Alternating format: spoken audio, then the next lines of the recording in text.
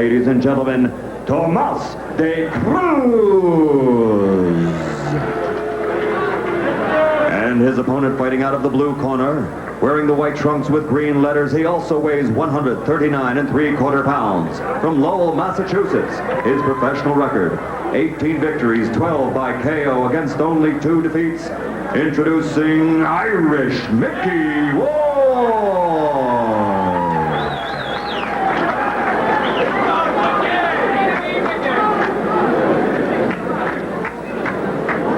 All right, fellas, I gave you your instructions. Give me a nice, clean fight.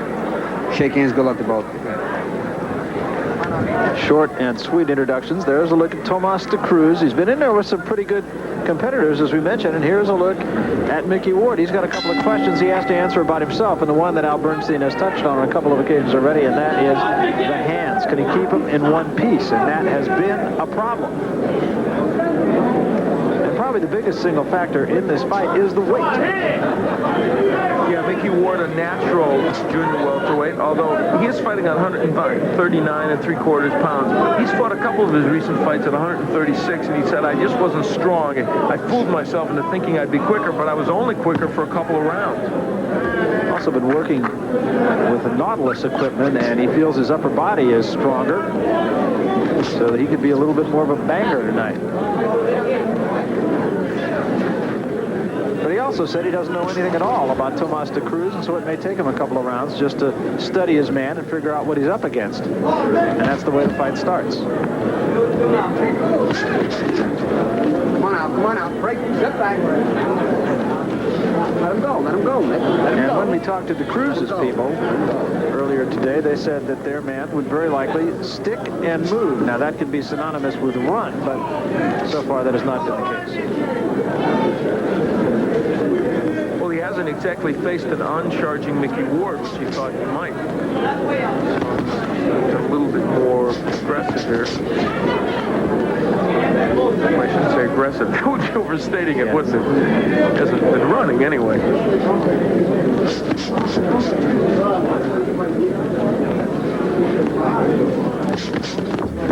There are many that believe Ward, even at the age of 23, really needs to put a nice performance together to convince people that he should be moving into really top contention and should be considered a title threat.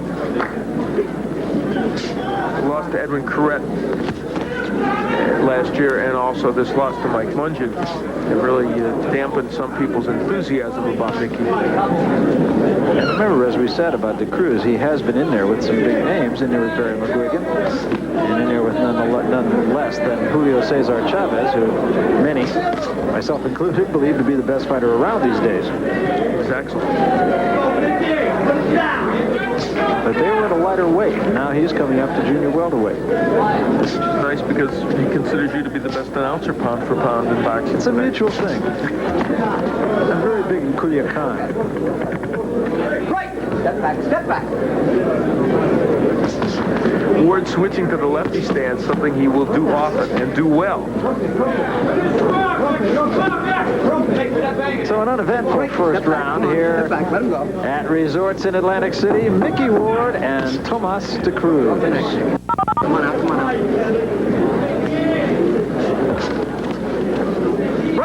Tompkins with Al Bernstein. We start the second round. Tomas de Cruz and Mickey Ward. Ward in the white trunks, de Cruz in the blue trunks. The Brazilian champion.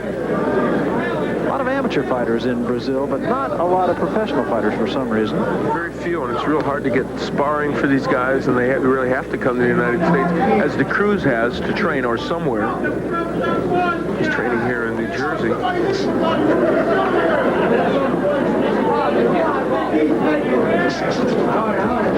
Right. Step back. Don't hold. Work at it. I think so far Tomas de Cruz feels like he is so much behind Ward in terms of strength. I think that he's feeling right now probably that. Good long right hand by Ward. Shook de Cruz. That was a good one. But he's been able to stand on the inside with Ward and do pretty well. Work at Ward doing a lot of holding, actually. Quite a bit. And they're both hitting on the break. Now, the Cruz did it. Ted Pick has a talking to both of them about that topic. So that long right hand, but he took the right hand in return from De Cruz that time. Unless he was speaking in Spanish, part of the time De Cruz probably has no idea what he was being warned about.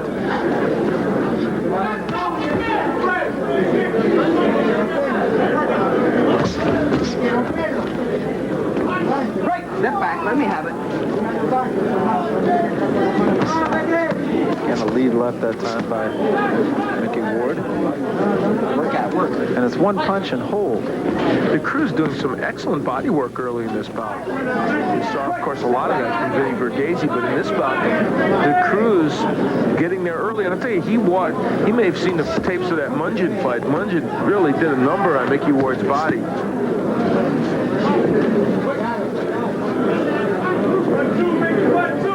So far, Mickey Ward looks pretty tentative in this bout. And if Tomas De Cruz was concerned about stepping up in weight and facing a guy who was a little bigger and stronger, maybe, his confidence could be starting to build here. And De Cruz is an experienced fighter, as you mentioned. He just hasn't seen anybody at this weight. And again, there's a lot of holding and hitting going on from both parties here. Good body work by De Cruz.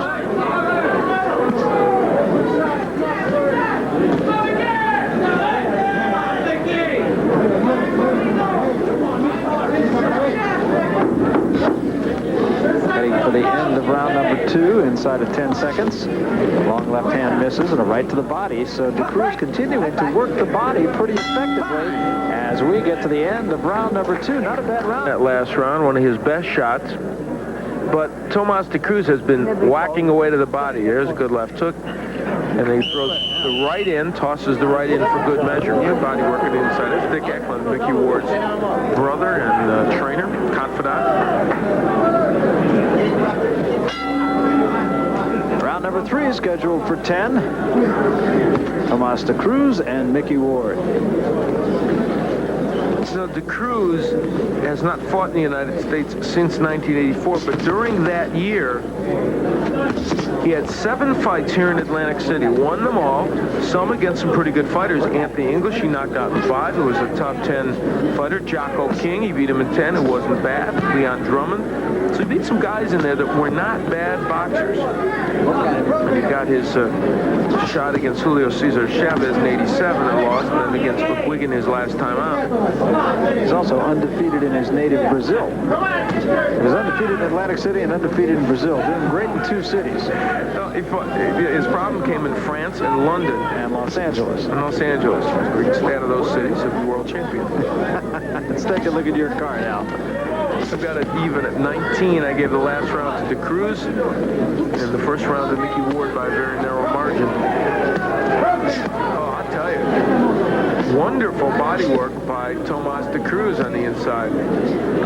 And Mickey Ward's a pretty good boxer. There's Ward not going on the inside. Ward can fight on the inside, but I don't think that's where they want him to make his living.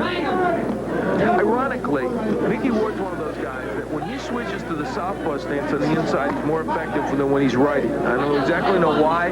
He just gets that left into the body. See, there it is. He switches to lefty, and he can really wail away with that left hand in there. Good left hand combination, doubling up on the left hand by Ward. And we're seeing early in this bout that as a lefty, he's much more effective, Ward. There's the uppercut on the inside. See, it's interesting how much better he does as a southpaw in there. But De Cruz is not exactly stopping his attack. Now De Cruz working almost exclusively to the body. You know what else? Mickey Ward's a better defensive fighter as a southpaw. Good uppercuts. Oh, he's ripping those body shots.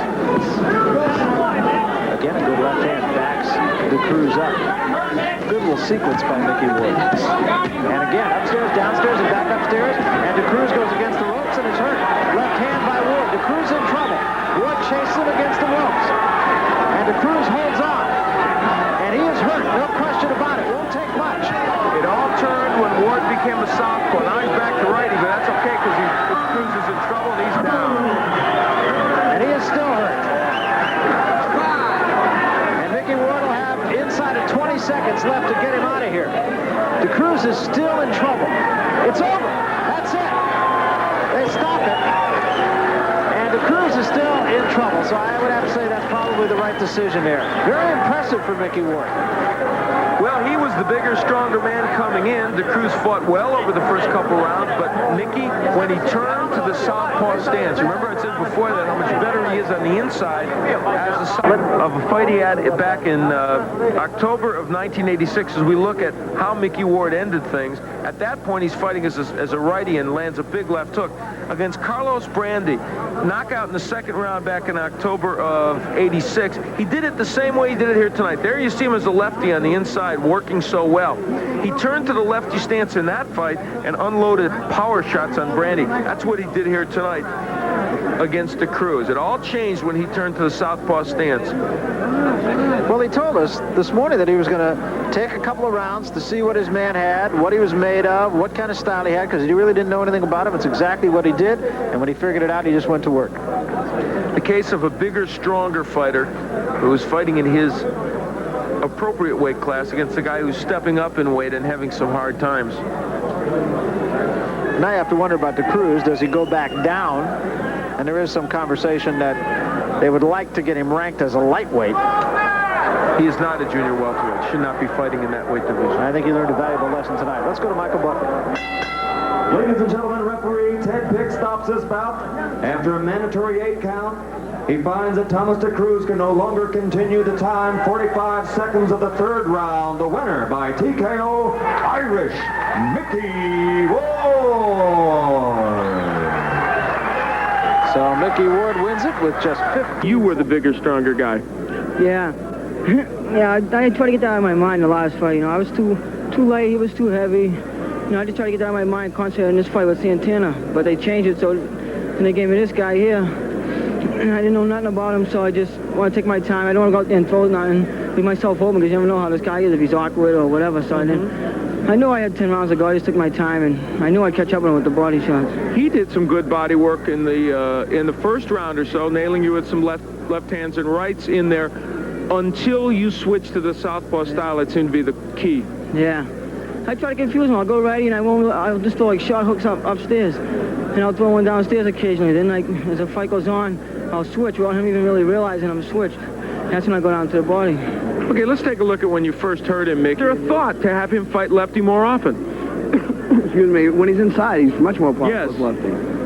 So the idea is to keep him then on the inside as a lefty? No one's expecting it when he's inside, you know what I mean? He's the only one around probably that can do it. I'm a natural lefty when I fought righty. But he can switch when he's doing it, you know? So would you like to see more of it, or you think this is the appropriate amount? Oh, there'll be more of it. We're looking for Vinny Pazienza next. So. Well, let's talk about that now. Vinny Pazienza, who former lightweight champion, who just lost in his bid to take the junior welter title from Roger Mayweather. That fight is not signed yet, is it? No, it's not signed. We talked to Teddy Brenner. Teddy's the main man with us. Yeah. And What about Pazienza as an opponent, Mickey? What do you feel about him? You've seen him fight. He's a great fighter, no doubt about it, but I figure I'm ready, you know? You know, I have, what, 21 fights? If I can't fight now, I'm never going to be able to fight, you know? Mickey O'Keefe is working with us now. The other Michael Buffer. Ladies and gentlemen, good evening and welcome to the UNO Lakefront Arena here in the home of the Superdome, the Super Bowl, Mardi Gras, and Bourbon Street, New Orleans, Louisiana.